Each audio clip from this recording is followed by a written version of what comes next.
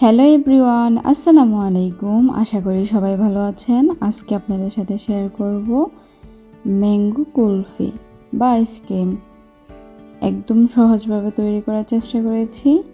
তো চলুন দেখা যাক কী কী উপকরণ লাগছে এই ম্যাঙ্গো আইসক্রিমটা তৈরি করতে।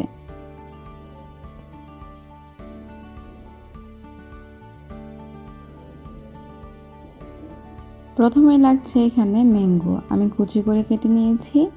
বড় করে কিপ করে কাটা থাকলেও সমস্যা নেই, তারপরে কুচি করে কেটে নিলে ব্লেন্ড করতে সুবিধা হয়। এখানে প্রায় 1.5 কাপ পরিমাণ ম্যাঙ্গো আছে।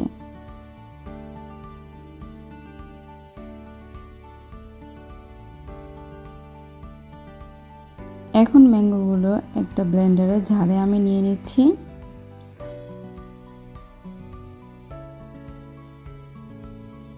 সবগুলো দেওয়া হয়ে যাওয়ার পর আগে থেকে জাল করে রাখা ঠান্ডা দুধ এখন দিয়ে দিচ্ছি প্রায় 1 কাপ পরিমাণ।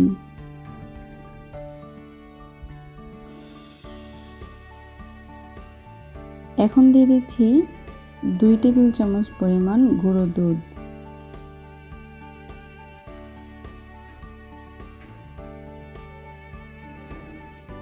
সবগুলো উপকরণ দেওয়া হয়ে যাওয়ার পর এখন একটা হ্যান্ড ব্লেন্ডার দিয়ে ভালোভাবে ব্লেন্ড করে নেব।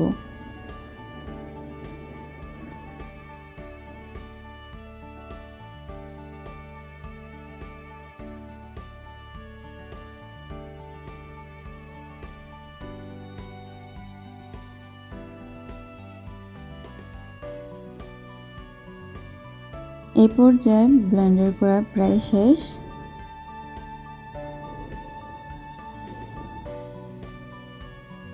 এখন আমি আইসক্রিমটা তৈরি করার জন্য এই ধরনের শেপের মোল্ড নিয়ে নিয়েছি। আপনারা যে কোনো শেপের নিতে পারেন, গোল বা চ্যাপ্টা যে কোনো ধরনের। আমার কাছে এটা ছিল, আমি এটাই ব্যবহার করছি। এখন দিয়ে দিচ্ছি ব্লেন্ড করে রাখা ম্যাঙ্গোগুলো।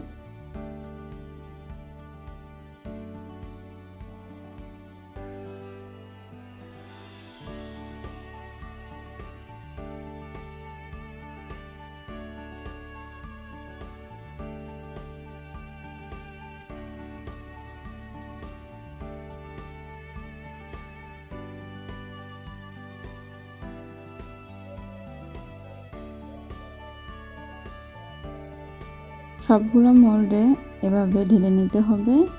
ঢেলে নেওয়া হয়ে যাওয়ার পর মোল্ডের যে ঢাকনা আছে সেটা আমি এখন দিয়ে দিচ্ছি। এভাবে করে সবগুলো ঢাকনা দিয়ে দেওয়ার পর এখন আমি ডিপ ফ্রিজে রেখে দেব জমে যাওয়া পর্যন্ত। হতে পারে 5 ঘন্টা, হতে পারে 6 ঘন্টা। ভালো হয় সারাদিন রেখে দিলে অথবা সারা রাত রেখে দিলে। ঢাকনাগুলো বসিয়ে দেওয়ার পর এখন আমি রেখে দিচ্ছি ফ্রিজে।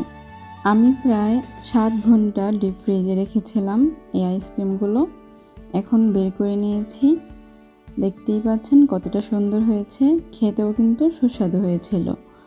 অল্প উপকরণ দিয়ে এই সুস্বাদু আইসক্রিম কিন্তু আপনারাও বাসায় বানিয়ে নিতে পারেন। যদি আমার এই ভিডিওটি ভালো লেগে থাকে অবশ্যই আমার চ্যানেলটি লাইক, কমেন্ট, শেয়ার এবং সাবস্ক্রাইব করতে ভুলবেন না। দেখা হবে নতুন কোনো ভিডিও নিয়ে। সে পর্যন্ত সবাই ভালো থাকবেন।